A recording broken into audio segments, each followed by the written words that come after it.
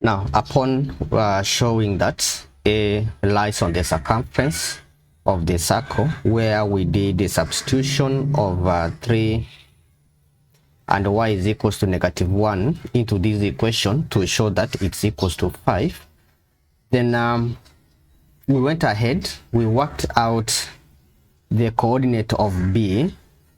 Remember, we were told that AB is the diameter.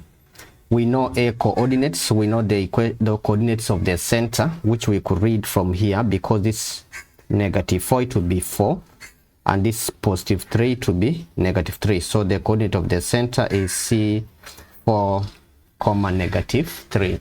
So once we've worked out that, and the way we found the coordinate of B is by saying, if we know this coordinate of B is xy, coordinate of the center is 4, -3, and the coordinate of A is 3, -1, then we need to find the midpoint of AB, which should be equal to the coordinates of the center. So if you take x plus 3 divide by 2 must give you 4, and basically that is what we did here. And you can see we were able to say x plus 3 over 2 is equals to 4. So if you multiply 2 both sides, you will get what? You will get 8. Then we take 3 on the other side, we shall get our answer as 5 there. And then we went ahead for y. We said y plus -1 over 2 should give us -3. And this is exactly what we got here. Y minus 1 over 2 is equals to -3 times 2 both sides. We got y minus 1 is equals to -6. And then if you take 1 on the other side, it will be -6 plus 1, which is going to give us -5. And then we got that coordinate. So B becomes 5, -5. So the next part here is to find the equation of the tangent at A. So what we need to remember is that the tangent is perpendicular to the radius of the circle. So that is exactly the most important part that we really have to remember here. So which means we need to find the gradient of CA, which is the radius, and then use M1 times M2 to get the gradient of the tangent.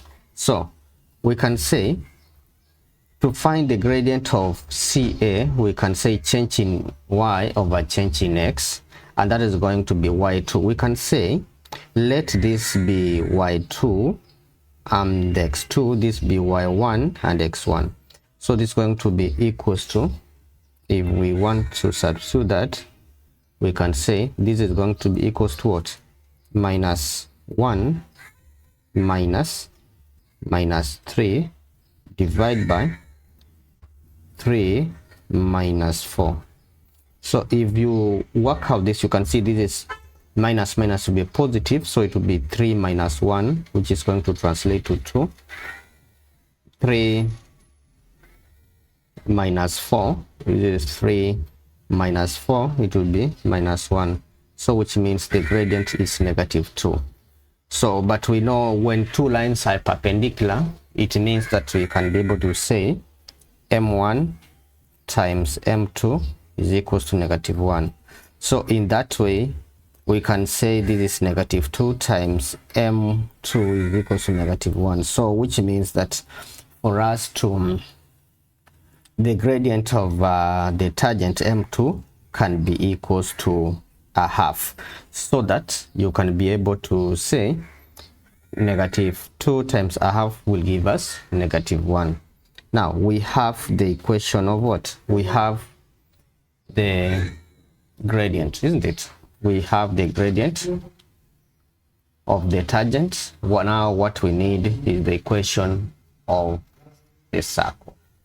Yeah, so let me just use this space that we have here well outlined so that we can be able to find the gradient, the equation of the tangent. We know equation of a tangent is going to take the form y equals to mx plus c. Yeah, that's what the equation of the tangent is going to be. So which means that using this point coordinate 3, 1, we can say -1 is equals to, gradient we have gotten is 1/2 times x coordinate, which is 3, then plus c, we can see that our c in this equation is going to be minus 1 minus 3 over 2, and that is going to be negative what? Negative 2.5. Negative 2.5. So which means the equation of the tangent is going to be y is equals to a half x minus 5 over 2. That becomes the equation of this tangent that is passing through point A.